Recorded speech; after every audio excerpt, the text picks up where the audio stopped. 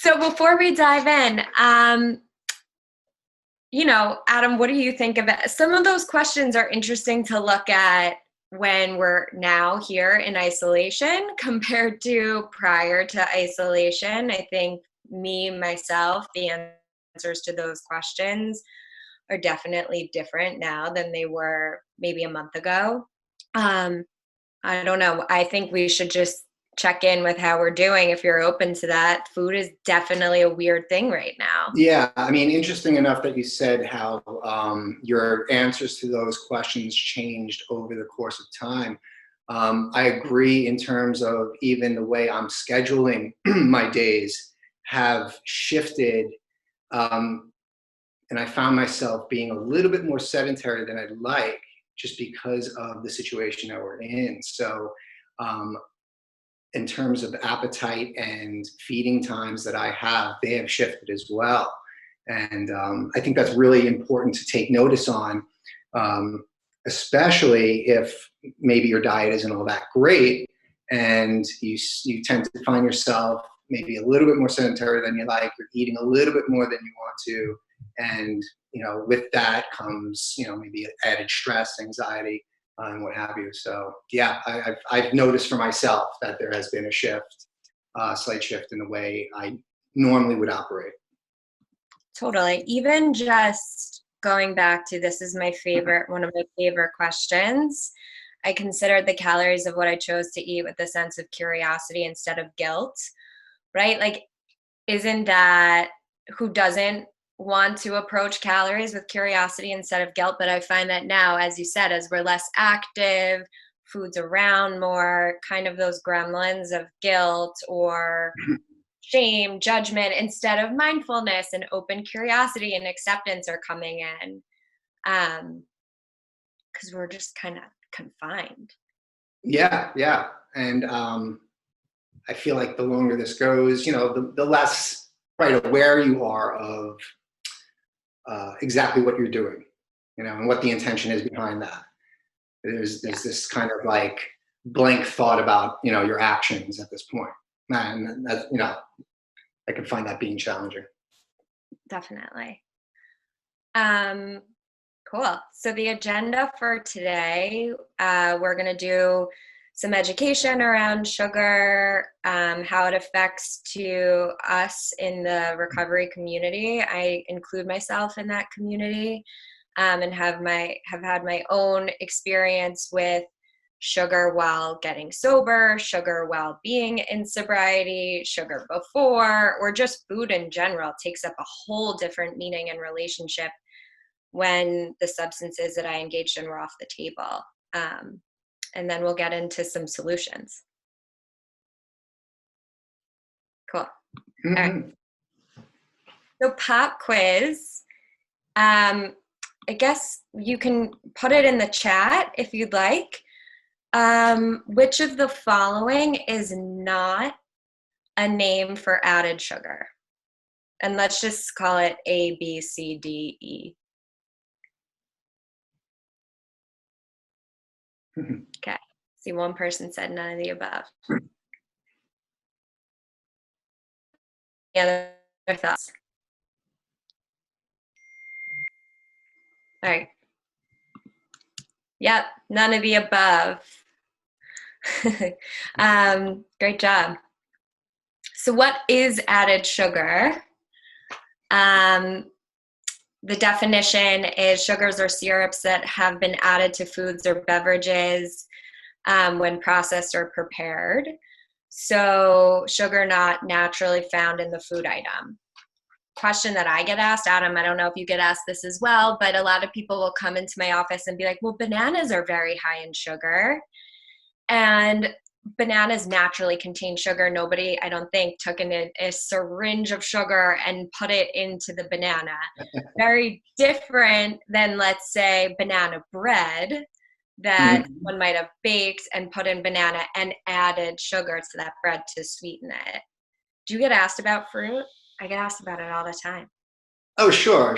I think it's more the unawareness of it being blended, as opposed to just eating it whole.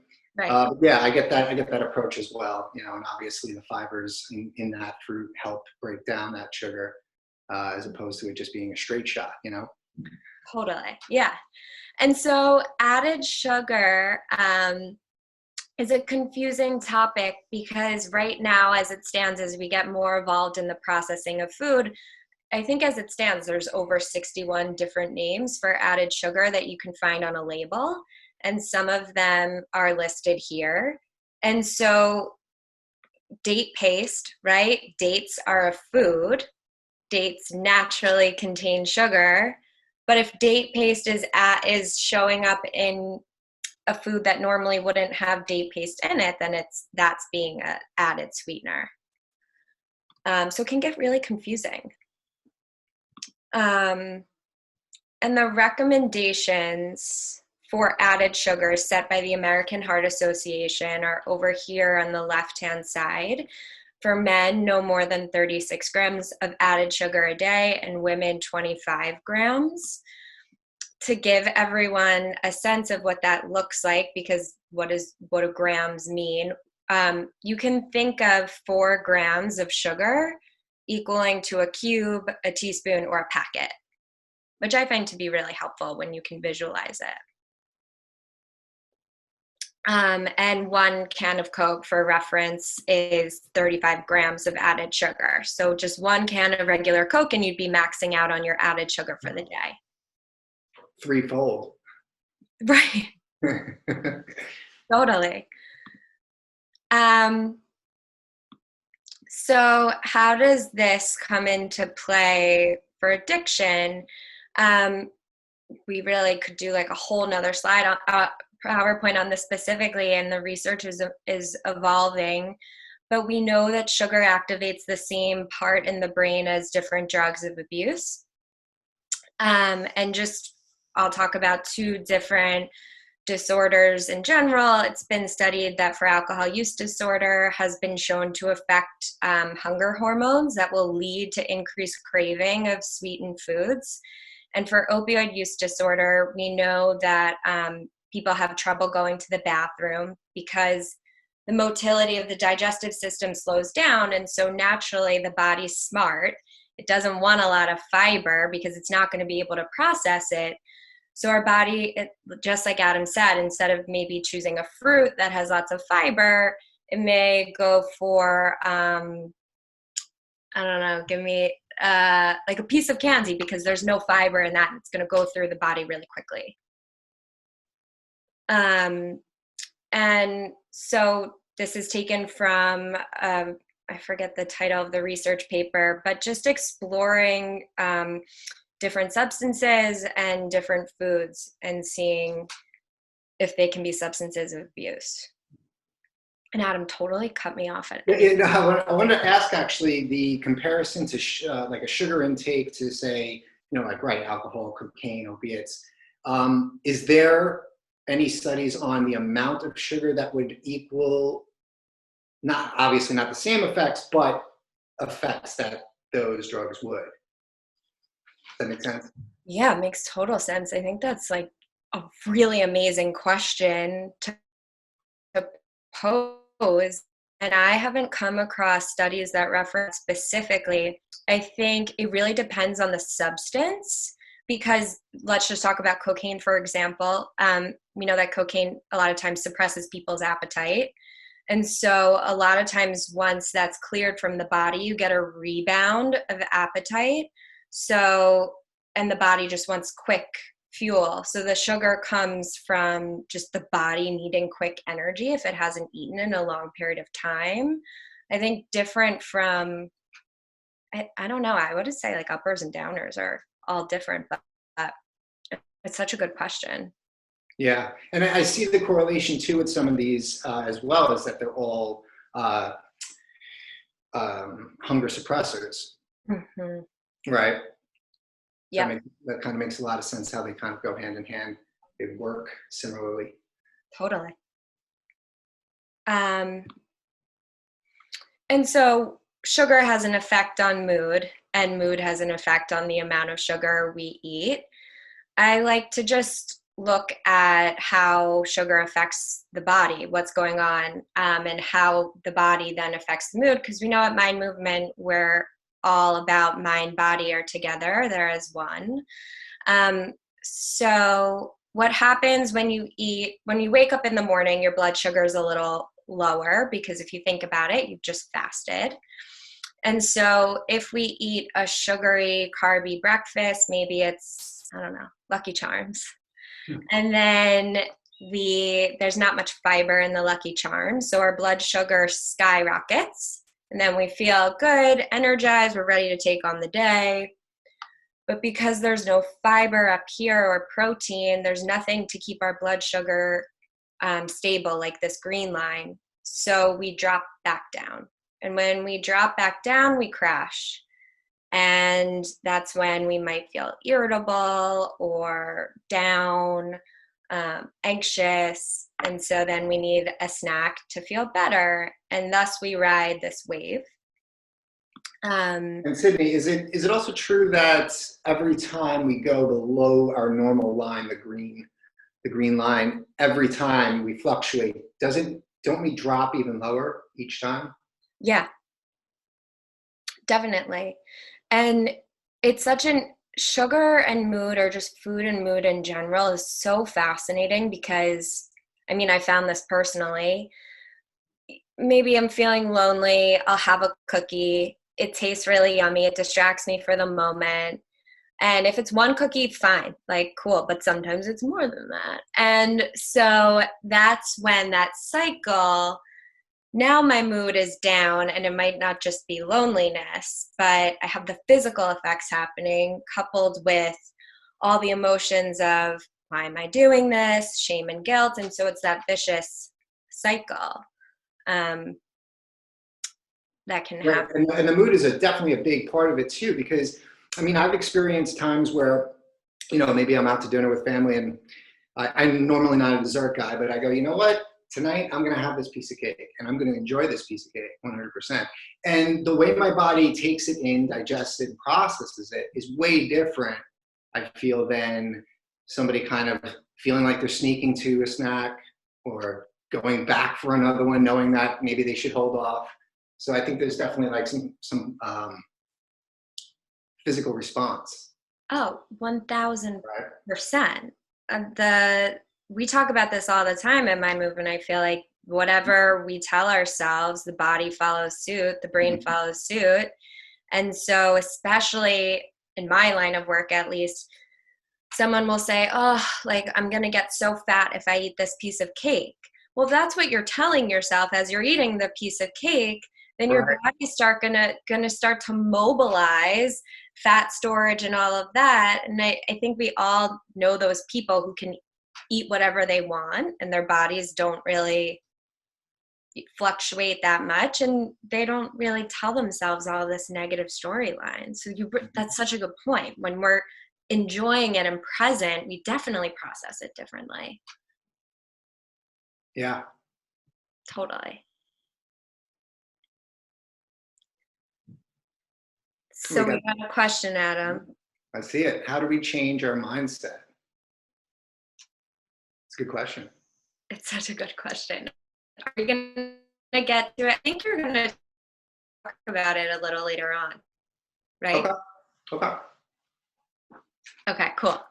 So side effects of sugar, we'll breeze through this, but a big one is the more sugar you eat, the more you're going to crave it. And it's really, really hard. I saw Adam talking about this earlier. It's really hard to start decreasing your amount of sugar. But if you give your taste buds about 2 weeks without it, it will really adjust and the sweet stuff will taste so much sweeter. Then we talked about it can affect mental health. It suppresses leptin. Leptin is one of the primary hunger hormones that when secreted, tells our body, tells us to stop eating, that we're satisfied. And so if we don't have enough leptin circulating throughout the body, it can prompt overeating.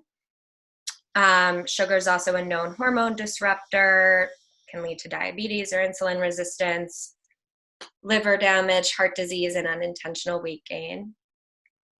And what about unrefined sugar? So unrefined sugar is something that's become really popular lately on like the trendy food blogs. Date paste and agave nectar and all that stuff that's a little more natural.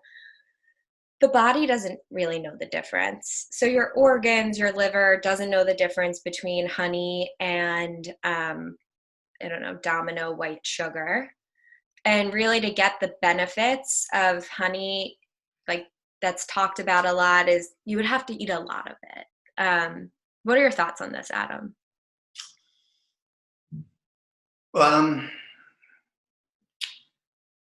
Repeat that. Sorry. Totally. So unrefined sugars like the maple syrup and the honey and the coconut sugar that really have blown up lately, I always get asked, well, are those okay? And our insides don't necessarily know the difference between. Right, exactly. I mean, when you look at like, say, something like raw honey or maple syrup, it's truly organic. It does have components of goodness in it, right? So like honey, you have antioxidants, healing components and compounds, but of course it's still sugar. Sugar is sugar. It's gonna get processed the same way. So you want to be careful in how much you're actually taking in. Yeah, totally. And this is a little funny cartoon that's from Huffington Post. It's just a little sarcastic and funny. Okay, so coffee. Now what we're going to do is take you guys through the day and kind of point out where sugar may come into play sneakily, not just because here's the thing, right? I think we're of the same camp, is that we're not vilifying sugar or sweets or desserts or any of that. There needs to be a balance. Because food is so much different than substances. You need it to live. You're going to be around it all the time. It can't be black or white. But if you can cut down on the amount of added sugar that's coming in that maybe you're less aware of, then it opens up more space for when you want to have those desserts or those sweet things, that it's not overkill. Does that make sense?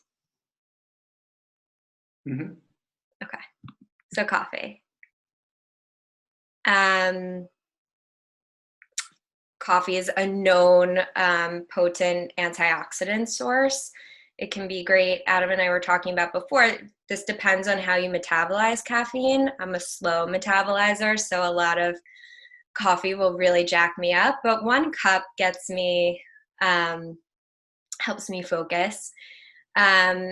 But the cons are it can disrupt our sleep. It can affect our mental health. And over here, this is an example of a Starbucks vanilla soy latte.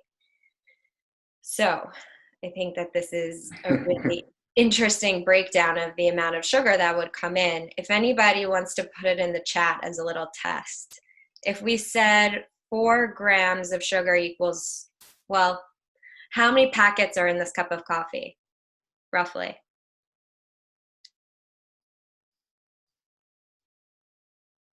Maybe someone put in the chat.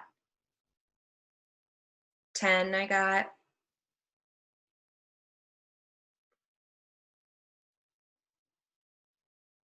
Yeah, I see, because you're going with the pumps of vanilla.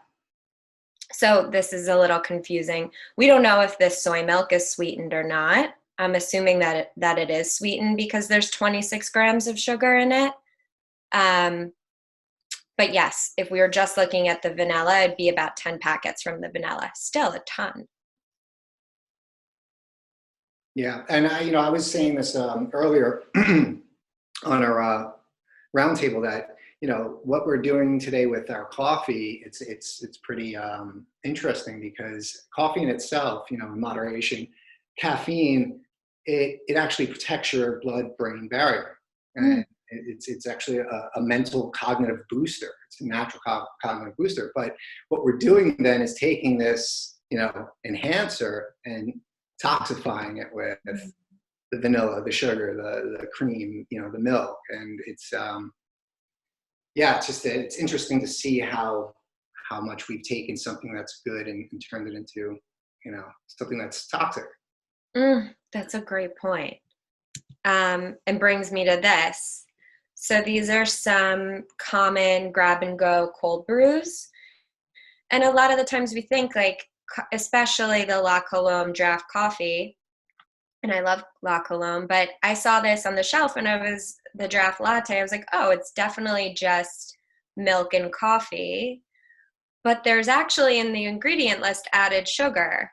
So there's 11 grams of added sugar in this one. The only one on here that I labeled that doesn't have added sugar is actually this organic black coffee.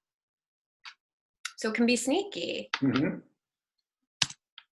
And to your point about what else we add, artificial sweeteners, they can be anywhere from 400 to 1,000 times sweeter than the real thing. So talk about sugar cravings. If you're starting your day out with, I once met with somebody who started their day off, and who am I kidding? I'm dating somebody who starts their day off with 4 packets of Splenda in their coffee. And no kidding that all day long this human craves sugar. So it can also slow metabolism, it increases cravings, and it's a known source of digestive upset. So a lot of times clients that come in, if they have any symptoms of, quote, IBS, whether it's constipation, gas, diarrhea, usually just taking out the artificial sweeteners, they get a lot of relief. Yeah, is there a certain ingredient in these that are of a health concern? I remember there being maybe one or two, if not more. So in Splenda, there's aspartame. That's it. Which the research is still out on what exactly it does, right? Now, since it's come on the market, there's been some time to study it, but the amount of consumption of these artificial sweeteners, it hasn't been a long enough amount of time to really study what the effects are. But from a digestive standpoint, any of the sugar alcohols like xylitol, erythritol, I think erythritol's in Sweet and Low, they can cause spasms in the GI tract and gas. Interesting. Yeah. Okay, so breakfast.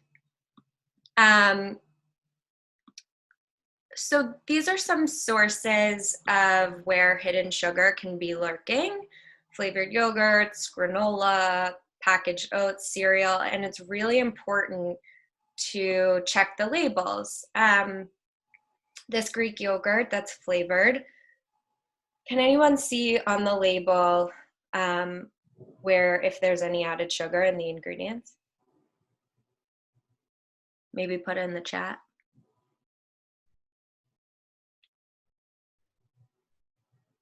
See, modified cornstarch. Nice guess. So we have it right. Yeah, there we go. Added sugar and fructose. Nice. So any plain yogurt, this is where we talk about added sugar versus sugar found naturally in foods. Milk has lactose in it. Lactose breaks down to sugar. That's part of its natural chemical makeup. However, so any yogurt, there's going to be maybe 4 or 6 grams of sugar. But when you look at a flavored Greek yogurt, that sugar is going to be way higher because they've now added more to it. And also with the non-fat milk that they're using. So if you're looking at a product that says low-fat, non-fat, that's usually an indication that they've added extra sugars into it because fat is the original flavor, or it gives it the flavor of the food. So that's another thing, to be mindful of and look out for. Awesome point. Yeah. So, once upon a time, non-fat or fat-free was all the rage. And we still saw increased rates of weight gain and other metabolic issues. And that's because if you take fat away, it's not going to taste good. So you got to add some sugar to it. Of course. Justin asked, would you consider blueberries? So just taking like a whole, as Adam said earlier, taking a whole blueberry and adding it to your plain yogurt wouldn't be considered added sugar, because the blueberry, although it has some natural sugar in it, it has a lot of antioxidants, fiber, polyphenols. Does that make sense? Okay, great. And this is one of my favorites, favorite topics, juices and smoothies. I love smoothies, but this is from one of the popular chains in New York City. And I just asked to see the ingredients just because I was curious. And there were, if we look, I think it's circled, 54 grams of sugar in a smoothie bowl. And sure, a little bit's coming from the fruit, but it wouldn't be that much. Someone asked, are they bad sugars? It's a great question. So likely that such a high amount of sugar is coming from the almond milk and the granola. This particular place, I then continued asking, and they used sweetened almond milk, that's why. So just being mindful of what's I mean, I can add a little to that too. You have to understand that everything here, especially even the fruit, when you go to blend this, you're destroying the fiber strands, and you're creating the sugar to be more digestible in a faster and higher rate than you would if you were just eating a whole banana. So like, you know, I forget what the grams of sugar in a banana are. It's high though, isn't it? Like 18 or 20 grams, something like that. I forget what the gram is, but without the safeguard of the fiber, you're not slowing down the digestion process of it. So you're getting that punch as opposed to a slower rate. So like blended, the blueberries, banana could also be a huge sugar spike for you.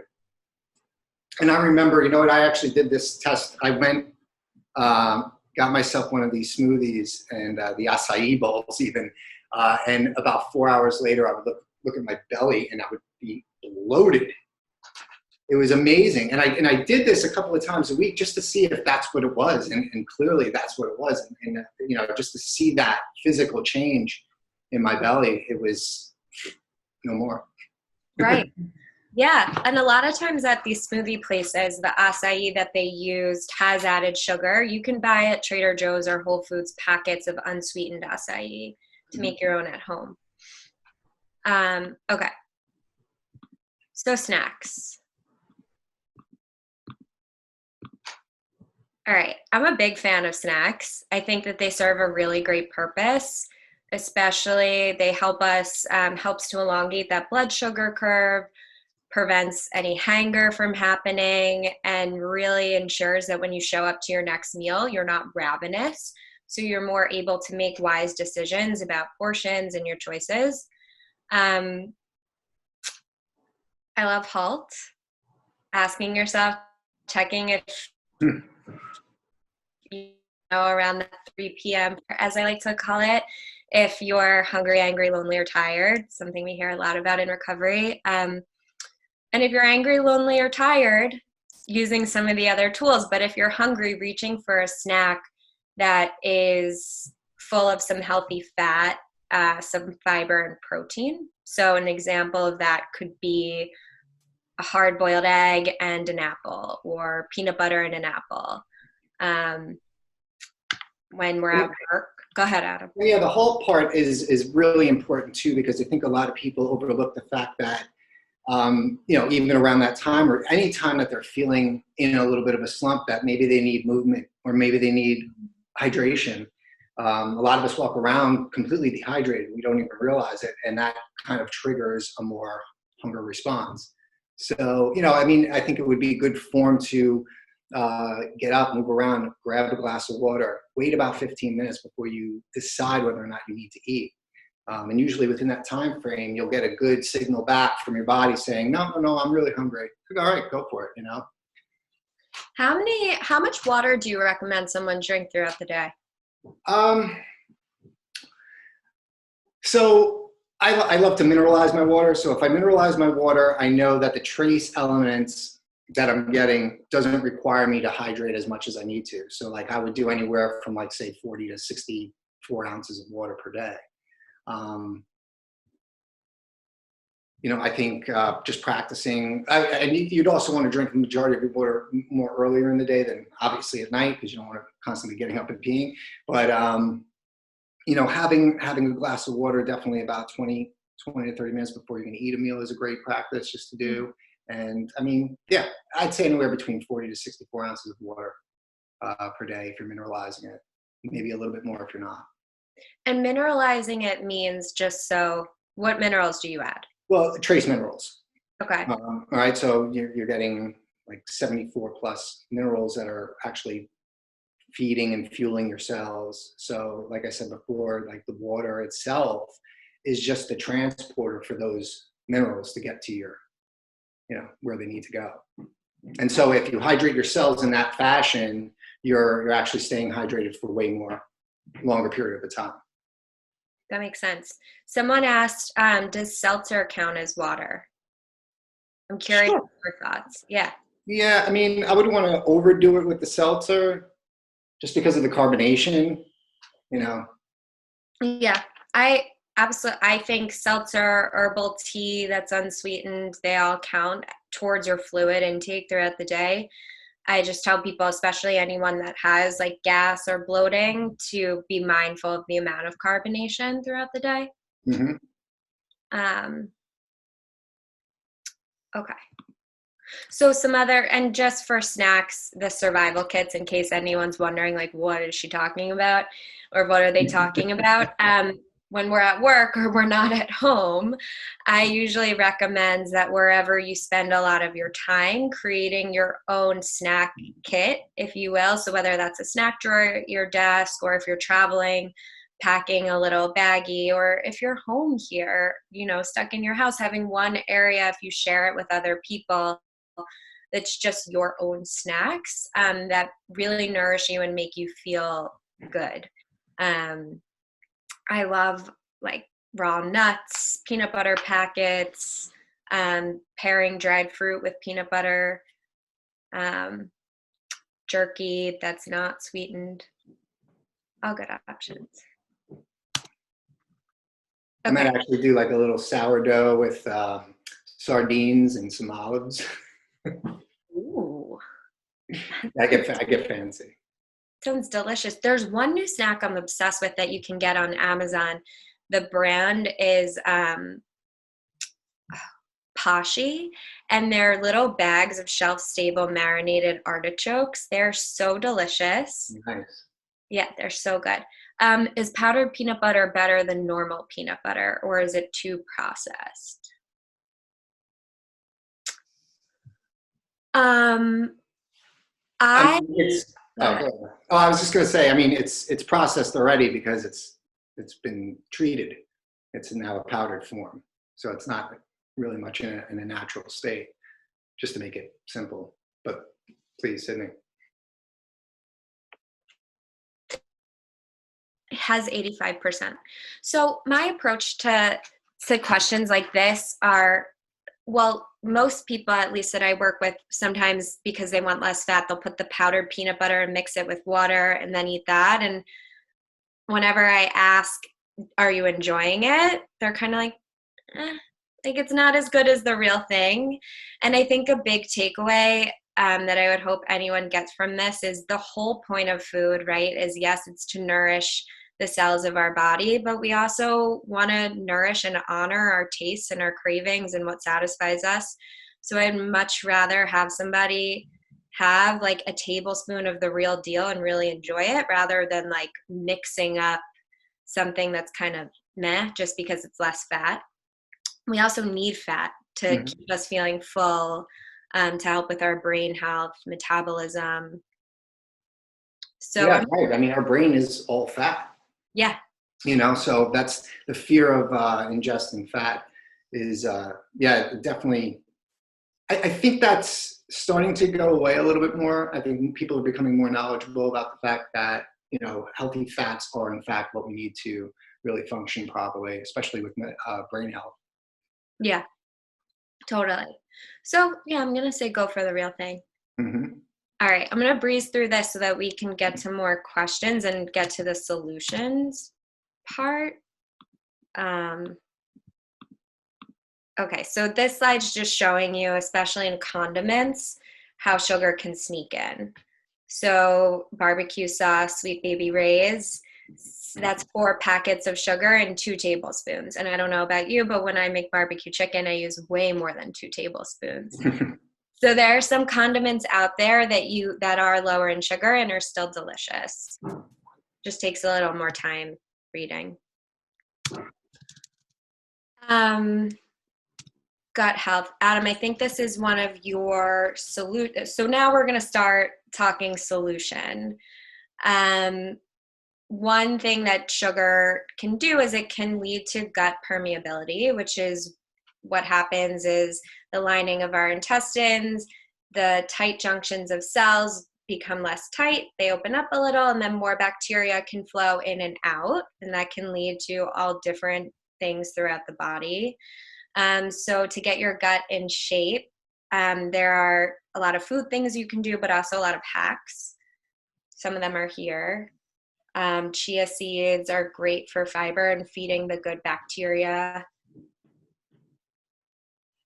Hot water. Even adding bone broth is very good for your gut lining. And even if, not that I throw supplementation around, but colostrum is actually incredibly beneficial to gut permeability.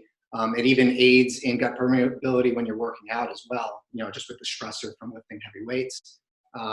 That's what babies grow up on, right? Yeah. So that's just another couple of things. Awesome. Cool. So how to spot it. If it'd be helpful, I can pass along to the Big Vision team a handout that kind of breaks this down a little more so that you're not like frivolous trying to write notes. But if we look at this label, it's okay. Yes, please. I'll just send that handout. Okay, so game time. Who can spot the sugar in this label in the top? Put it in the chat. Brown rice syrup. Cane syrup. Yeah, I think that's all of them. Nice. 100%. Okay. So what do? I'll just say my part first from a food perspective, and then we'll get into the hacking. Again, sugar and cravings and just feeling like, oh my God, I'm out of control, I'm eating way too much, especially when we're in isolation. Those thoughts only further reinforce the actions. And likewise, what I mean by that is if you have a cookie or 2 or 3 at night, notice how you're feeling, observing it. That's mindfulness, right? Observing without judgment. Foods as good and foods as bad. And this just, for me as someone in recovery, if you tell me I can't eat something or I can't do something, I'm going to want to do it that much more. So if you can neutralize foods a little bit, they're all okay. It depends on you. Some people really want to abstain from sugar. They just feel really good doing so. And other people, through practice, are able to have it in moderation. Other things that help are slowing down at meal time and snack time and having regular meals. So really sticking to a routine. As Adam said, I know it's hard right now, but if you can have breakfast, have a lunch or a mini meal in the middle of the day, and then an earlier dinner, it will set you up for success. And beginning to tune into taste and flavor and whether something really satisfies you or not. And then getting creative in the kitchen. I like to tell people you can have all the dessert you want, but you have to make it yourself. So if you're really craving something all of a sudden, if you don't want to get up off the couch and make that dessert, then maybe you don't actually want it that bad. Maybe you could soothe yourself elsewhere. And I have some recipes that I'll share with you guys too that don't have as much added sugar.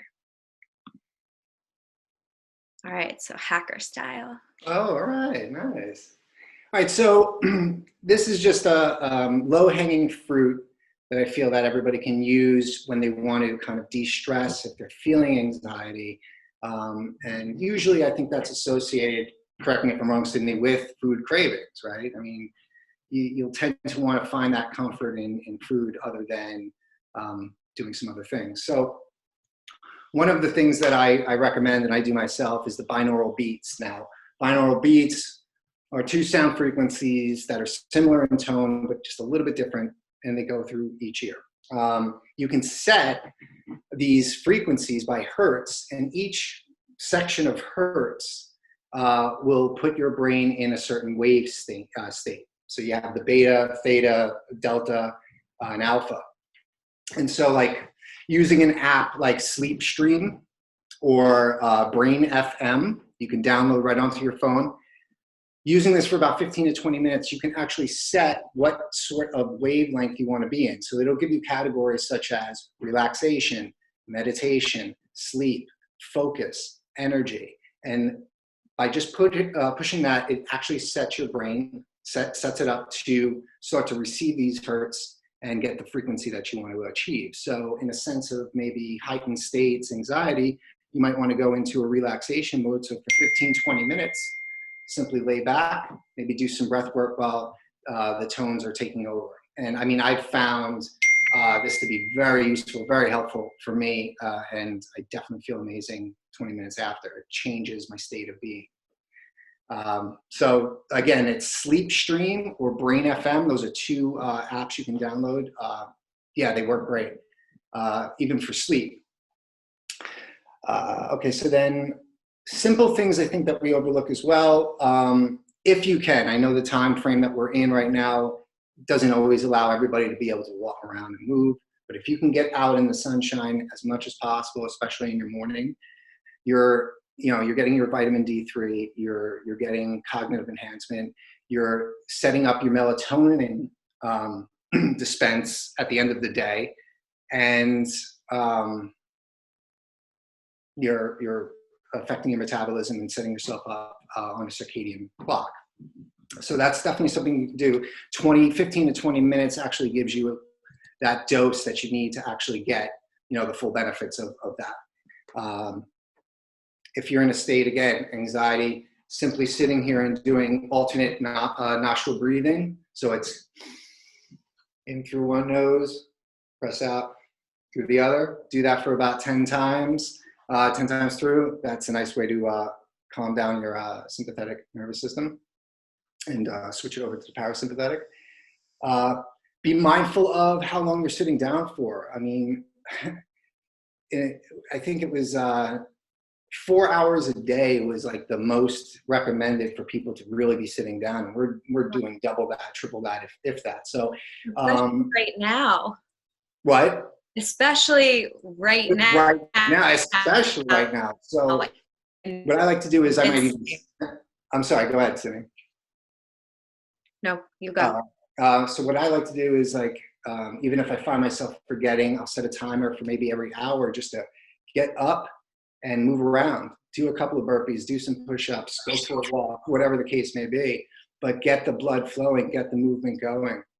It's extremely important for, again, brain health too. Let's see. Should we? What's up? We're at like 5 or 6 minutes left. Okay. Yeah, that's it. I mean, the only other things that I would just quickly say is just, make sure your sleep times are the same. Be consistent with that, because that will, affect your appetite. It will affect the things that you're going to go for. If you are sleep deprived, we make poor decisions with food. It goes hand in hand. So I would say, you know, just try to get your 7 to 9 hours of sleep, keep that consistent. And then, you know, when you're preparing yourself for sleep, mitigate as much light as you can, turn off the screens at least an hour before you go to bed, maybe do something else, journal or read, you know, just suggestions. But yeah, keep that consistency going.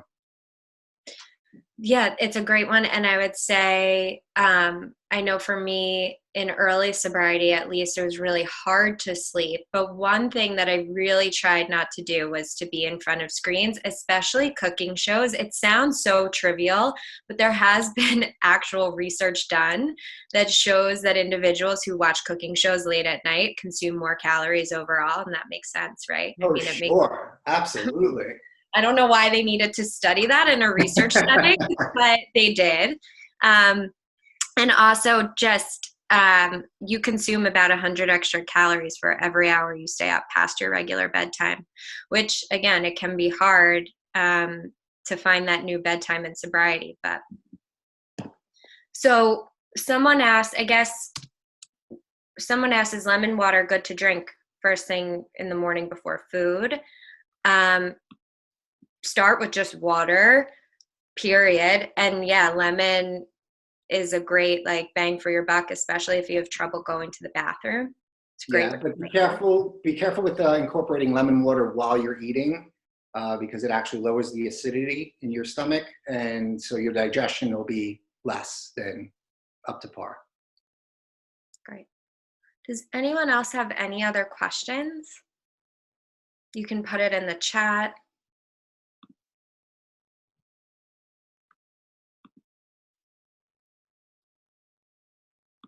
While you're thinking, these are some other resources that are great. I love the book Food Rules by Michael Pollan. It's just like a really quick, short read of these little sayings, like this one simple rule: if it came from a plant, eat it. If it is made in a plant, don't. Another one's like, if your great-great-great-grandmother wouldn't know what it is, leave it behind. I like that one. Yeah. And Sugar Science is a fabulous resource for just quick facts, if anyone's curious.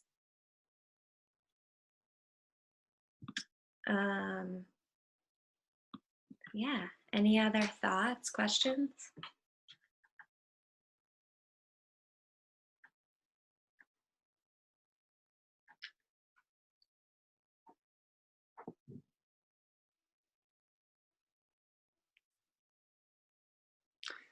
Thank you, guys. Thanks again, Big Vision. Thank you so much for having us. This was so fun. Adam, it was like so nice to spend an hour with you. It was, yeah, quite lovely. Thank you. So such a nice break in the day that can be so hard in this time. No, I agree with you at that. We got through the 3 o'clock slump. Oh, yes, we did. And that's another thing, is just like planning something to do in that 3 o'clock time. You and I were talking about how this time, especially now in isolation, can get a little even more witchy. Mm-hmm. Planning activities, that was your point, or challenges with friends. Right. Stay connected. Stay, with your community. Make it as fun as you possibly can, right? Totally. Thanks for joining us, everyone. Yeah. Thank you, guys. All right. All right.